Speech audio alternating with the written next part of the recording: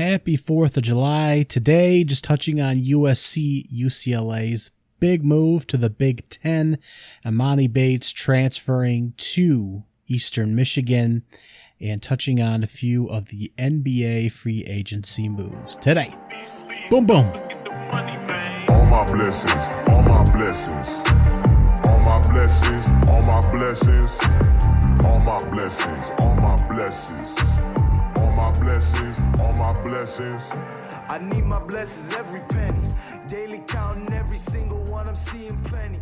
Level up and watch that beat turn. All right, Darius Garland back to be the leader of the Cleveland Cavaliers. Well, extended, I should say. 5 years, $193 million. He has been the leader, the star, the focal point for that squad, and he will be around for quite a bit longer. I believe he's still only 20 years old. He might be 21 now. But the All-Star will be staying in Cleveland for the foreseeable future. The New York Knicks are bringing back center Mitchell Robinson, so he'll be a key piece beside Jalen Brunson, who they just brought in, RJ Barrett, and Julius Randle. His deal's 4 years, $60 million. I'm not certain how him and Julius will continue to play together. It's possible Julius Randle will be a trade piece somewhere in the future. Nicholas Batum returns to the Clippers on a 2-year deal, so he'll be back for that squad. Hopefully we'll see a real power team in that group moving forward and not another squad that falls apart, similar to the Brooklyn Nets. Patty Mills to the Brooklyn Nets again. He re-signs 2 years, $14.5 million, so at least he'll be hanging out. Damian Jones, the center, 2-year deal to the Los Angeles Lakers to kind of help fill out their roster there. Zubac is getting 3 years, $33 million to stay with the Clippers. He's a fine regular season player for them right now. Not sure if he'll be able to stay on the floor in a playoff matchup when we tighten up the lineups, and he may not play much of a role as a center on the floor, but we'll see about that. Jalen Smith, center, returns to the Pacers on a 2-year deal. Derrick Jones Jr., 2 years, $6.6 million for the Chicago Bulls.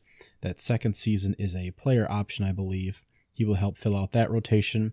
One of the bigger signings, Gary Payton II, will be leaving Golden State. 3 years, $28 million to go to the Portland Trail Blazers.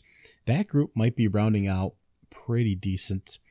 It'll be nice to see if they can compete this year for something other than just a first-round playoff spot.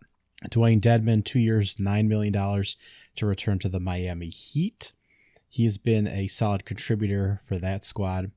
Jayshawn Tate, 3 years, $22 million to return to the Rockets. It'll be great to see where he falls in rotation with that group. Lonnie Walker IV, one of these young guys for the Spurs, who unfortunately doesn't seem to really have a staying power at the moment. 1 year, $6.5 million, so he's just kind of hanging on. Always expected more from him out of Miami. And Davion Reed, 2-year deal to return to the Nuggets. The Bucks have been doing well. Javion Carter will return as well on a 2-year deal. Don't have the details on that. Wes Matthews, a 1-year deal. Not a whole lot of money attached to either of those, so along with Bobby Portis coming back on a relatively cheap. I think he's getting $11 million per year over the next 4. That's pretty solid for those guys. Hernán Gomez, who's featured in the Hustle movie with Adam Sandler on Netflix, is getting waived from Utah. So he unfortunately does not have a home at the moment. And those are those are most of the moves right now. So it's unfortunate. Of course, Miles Bridges looking for a big payday. Saginaw, Michigan native. Domestic charges earlier this week. And his wife has come out with public posts on her social media that she's been quiet for too long about abuse suffered at his hands. And it is very sad, and it's quite graphic. There's descriptions that his children have been around for it as well. Not that he's abused his children, but it's just a very, very sad case. Something that's not always come up in the NBA as often. It's certainly in the NFL, and they're still sorting through how to deal with different forms of both allegations and then charges and settlements in particular cases. And regardless of how you feel about the Deshaun Watson case with the Cleveland Browns, that's going to have everybody up in arms, whether he's suspended a season or a handful of games. That's just going to be a mess.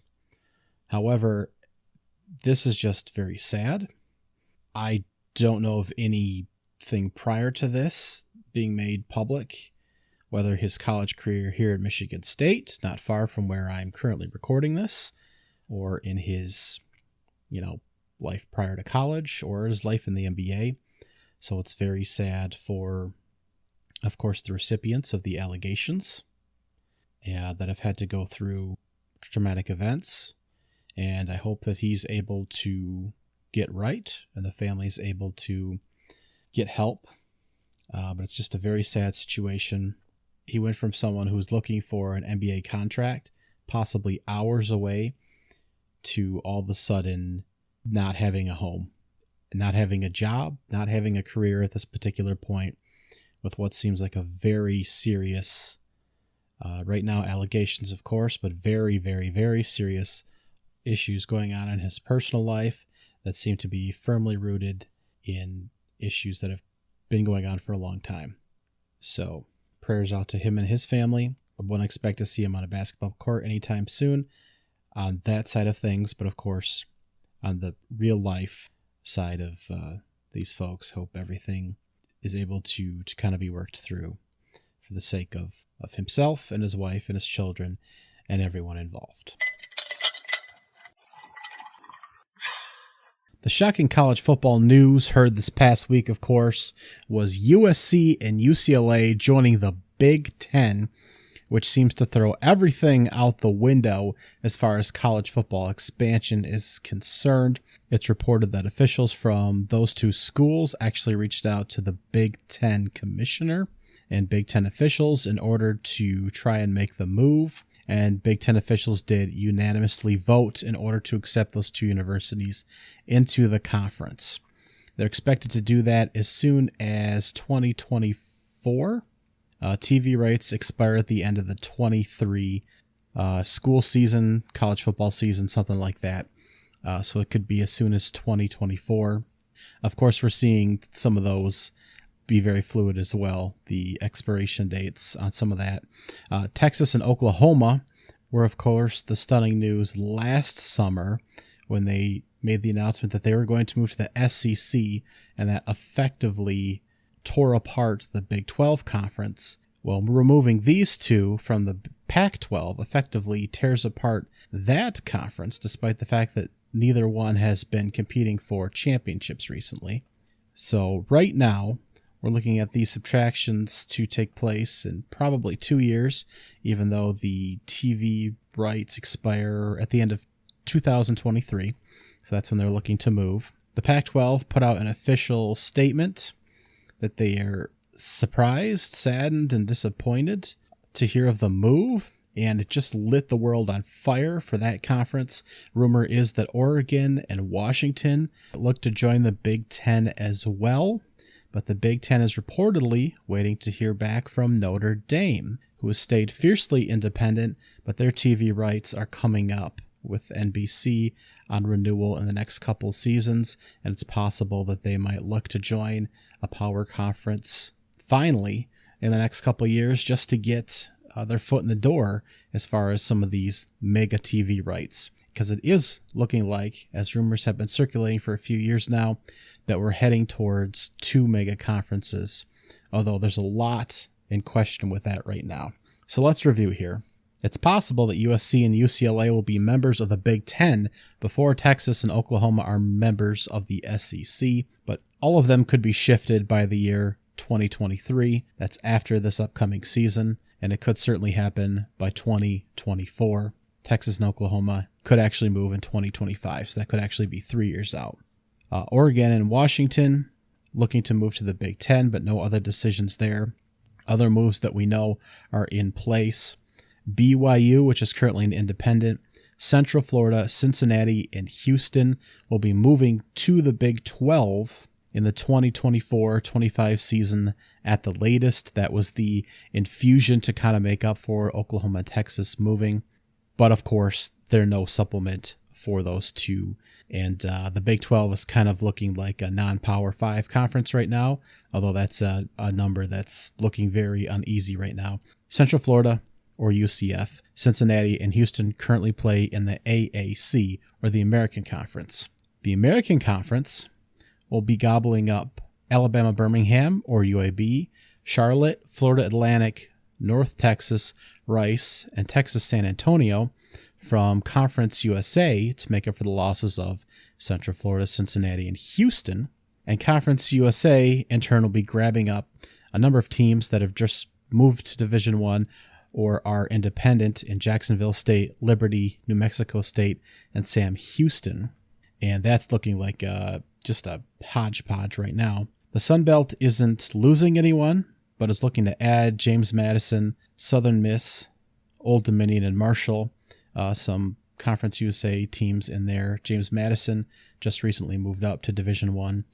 So a bunch of changes there in what's currently the non-Power 5 and the Power 5, weakening. Just hard to keep track.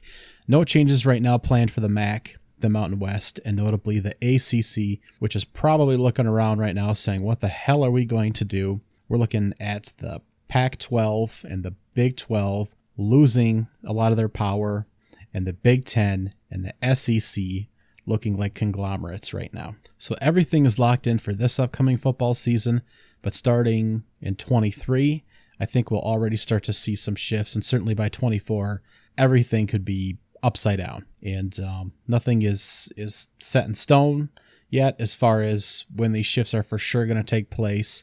Everything's not final yet either. We could still see more shifts and changes. So enjoy your football this season and your basketball this season, but know it's going to be really weird coming in 2023. So what might that look like? Well, the Big 10, should it keep that name as a placeholder name right now, will effectively stretch from coast to coast, with Rutgers in New Jersey, of course, USC, UCLA, all the way on the West Coast, and they are looking to round the group out to at least 18, I think, if not 20. But again, all of this is fluid right now. I imagine that at least initially, as soon as they're able to get those teams in, we'll probably have 2 divisions still to keep travel easier. So it'll be fun, I think, to see a number of different cross-country matchups. And I think that has a lot of folks concerned. But we're also seeing changes in the schedule as far as the ACC, which has currently stated that it's going to get rid of its divisions starting in 2023 probably, although that's also fluid. So 2 seasons from now, we could see the ACC eliminate their divisions and have a new kind of partially set, partially rotating conference schedule. Well, they have 3 set rivals, and they're rotating home and away dates with the other 10 ACC teams over 4 seasons. They call it a 3-5-5 football modeling schedule right now. So they're locked into 3 rivalry games and 5 home games and 5 away games, rotating against the other teams in the conference throughout different seasons going forward. So that's their current model. Of course, they could have more teams added by the time they finally get this in place. But the ACC has gotten rid of their divisions and is starting this new thing. So it's possible the Big 10 does something similar, where they still lock in rivalries, so you don't have to worry about losing your top matchups if you're Michigan, Michigan State, Ohio State, something in that kind of vein, or if you're Indiana, Purdue, Illinois, something like that. You still get your key matchups locked in every year, but you may have a rotating schedule as to when you're going to the West Coast and that kind of thing. So just a thought, you're still going to have your key rivalries, I would think, in my model, and I imagine that's how they would start to look at things moving forward. But again, this is all very fluid, and I'm excited for it. I don't think it's necessarily a bad thing, and we know it's going to change moving forward, so you might as well embrace it. It's going to get dicey. We already know the NCAA and the struggle with different colleges and conferences is just a mess right now, especially with NIL involved and no clear rules on that, and the actual law involved with that, not just the NCAA governing body. So things are going to be very strange moving forward, very fluid moving forward. But I am personally excited to have USC and UCLA in the Big 10. It's very weird, and it's not going to be accepted by a lot of traditionalists, but we aren't in a traditional space anymore. I think eventually, and maybe closer to 2030, when everything is kind of sorted out. And it's going to be more on, I think, individual universities discussing with each other, because we're seeing, of course, conferences starting to fall. So overall leadership as far as conferences, maintaining schools within partnership in the individual conferences will start to fall apart. And the power different conferences wields obviously starts to vary, especially in the Big 12's case with Texas and Oklahoma leaving. So the Big 12 conference as an entity, their air quotes power is going to be very fluid and lessened with those colleges leaving. So I think the conference powers as an entity going to be very different moving forward. Of course, the NCAA commissioner, Mark Emmert, is stepping down in a few years here, so it's possible the NCAA doesn't have as much stay or sway in issues as well. And of course, it's been circulated for a while now that possibly this is the NCAA's downfall in the shifting and money and NIL that are involved in all the issues that we have now. So it's hard to project what's going to happen moving forward. It's possible we have the downfall of conferences, certain conferences as entities, the NCAA as a governing body, and we kind of have some kind of new reformed body, panel per se, to kind of oversee things. I can't necessarily see that going away, but there's going to be some new way of overseeing how colleges play sports, I think, quite frankly. And what the scheduling looks like moving forward is going to be different forever. That's what the hard line is going to be.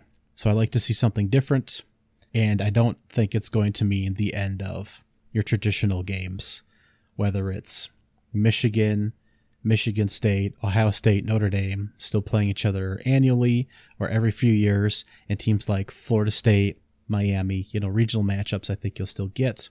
I don't think that'll ever go away, but I think we're starting to see the true nationalization of college athletes and universities and college sports.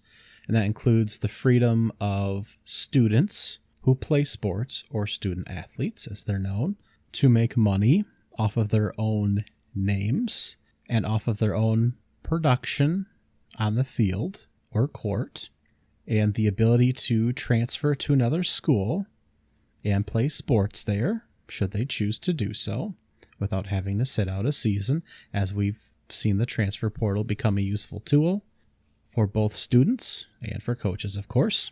The ability for institutions to schedule games as they decide, and for students and institutions to do what they feel is best for each of them as individual entities, and to work together as well to put a product on the field. And there will certainly be some governing body over that still, I believe. But this is the full realization of the nationalization of college sports.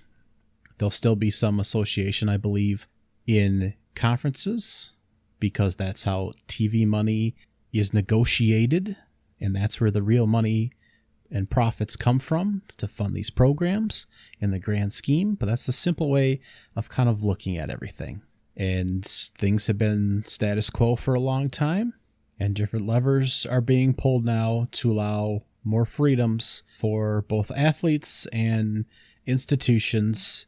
And they're kind of pulling away from some of these governing bodies, whether it be the restrictions of being in one conference. Of course, there's money tie-ins to that. This conference may be offering more money. There's more power here, but that's freedom. They're transferring from one conference to another. And some conferences may dissolve because they don't have the strength to stabilize without certain institutions being a part of them. But we may see completely reformatting if it's simply two main entities, conferences with all the power. So things have been status quo for a long time, and there are more freedoms now for players and institutions, and this is just an exercise. But we'll still get the same number of games, maybe a few more per season. It's not really going to change the on-the-field product. It's all the off-the-field noise. You'll still tune in Saturdays and watch football. And I'm very excited to see what the result is for some of these matchups with your Midwest teams and the West Coast teams. And I'm very interested to see who else hops on board for the Big 10 right now, and what some of the other alignments are going to look at Again, these are mostly projections because everything could change at the drop of the hat. We could see Clemson joining, the SEC tomorrow. We could see Notre Dame joining the Big 10 tomorrow. We could see, who knows, someone else joining the Pac-12 as they're looking to stabilize that conference right now in terms of earnings, really. They want to stabilize and maintain that conference and the money that comes in to fund all its members. The other big news was Emoni Bates, one of the top prospects since he was 15 years old in college basketball. Didn't have a great season last year in Memphis. Has had a lot of noise surrounding him as far as his father being around him, being his high school coach, and having a prep school built around him in high school to facilitate his abilities, and him just really struggling in his development in high school, and then when getting to Memphis being really overwhelmed and eventually sitting out the back end of the season with a supposed shoulder injury that seems fabricated, quite frankly. Maybe his shoulder hurt, but it didn't seem severe enough to keep him out of games, and it was big news when he decided to transfer to Eastern Michigan, back in his hometown of Ypsilanti, Michigan. So he'll return to his grassroots, but he'll be playing for a MAC school, which is not quite bottom of the barrel as far as Division I basketball schools are concerned, because there are about 380 schools in Division I basketball. And I don't know how many conferences at this point, 20-something. So they're kind of lower middle class, if you will, as far as Division I college basketball is concerned. But it's shocking where he ended up. Rumors are it's because of his father's involvement and really being a detriment to his development. Now, Penny Hardaway didn't really seem to want him back at all. He was the youngest member. I believe he was 17 still all of last season on that Memphis team. Jalen Duren, of course, was also a star prodigy on that group. Went to the NBA, currently with the Detroit Pistons. But Emoni Bates went there to play point guard, which was not his true position. True, very vague, of course, as he's going through different competitive levels through college and then to the NBA. Went to play with Penny because he wanted to learn how to play point guard, and it did not go well for him. Struggled on defense, struggled to shoot at times. Was a huge turnover monster. While he was on the floor, Memphis is one of the worst turnover teams in college basketball. And when he was off the floor, they were one of the better teams as far as taking over the ball. He did come back and play in the NCAA tournament and hit a couple shots against Gonzaga, but his career there at Memphis was over at that point. He was originally recruited he verbally committed to Tom Izzo in Michigan State. He pulled that verbal recruit, of course, recruited by Michigan, Oregon, and a handful of other schools, but ultimately will not go to a Power 5 school or even a fringe non-Power 5 school, kind of the next level down, maybe the AAC or the Big East. But the MAC conference is a step down from either of those by a long shot. Now, he did go to a prep school in college, his last couple of years at least, and that was formed and funded and put together by his dad, who was his high school coach.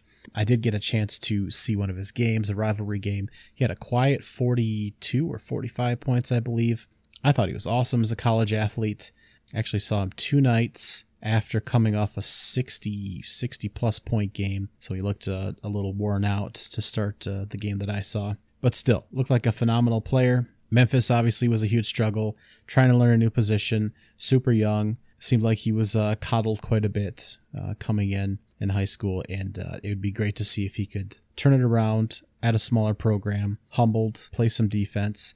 It's unfortunate that he's again going to be playing with players that are on a much lower level than his ceiling, so he's going to be surrounded by guys that are going to defer to him to shoot and to be the leader, and I'm not sure that that's the best situation. He really needs to kind of rebuild a number of things. First of all, his reputation, if he hopes to actually get drafted into the NBA. Lottery pick, first-round pick certainly aren't on the board at all right now for him. Sounds like his reputation is not only tattered, but destroyed, and no one's looking at him as a future NBA right now, and he really just needs to kind of start over. Being the main piece where everyone's looking to you at Eastern Michigan does not seem like the place to be. Being in his hometown where he was Worship does not necessarily seem like the place to be either. Again, he was on the cover of Sports Illustrated when he was a sophomore in high school, or between his sophomore and junior years of high school. He was 14 or 15 years old, praised as the next LeBron, Magic Johnson,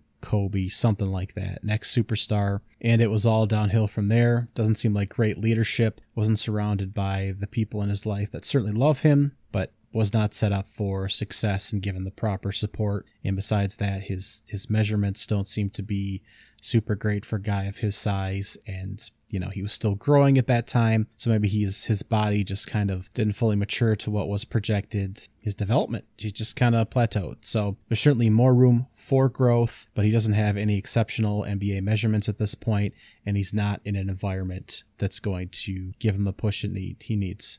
From what it seems. So hoping to see a great player in Emoni Bates, and a player that makes it to the NBA, and a player that will be fantastic contributor, maybe a Piston one day. But right now it is a sad, dire situation where he just needs to show that he can play college basketball at a lower level, period, right now. But I'm excited. I'll get a chance to see him in a few games personally. And Emoni Bates, we'll see what happens next. I've got fireworks going off outside my window, so I guess that's my cue to wrap this up. Thanks for tuning in, and I will chat with you later. Happy 4th! All my blessings, all my blessings, all my blessings, all my blessings, all my blessings, all my blessings, all my blessings, all my blessings. I need my blessings every penny. Daily counting every single one, I'm seeing plenty. Level up and watch that beat turn into a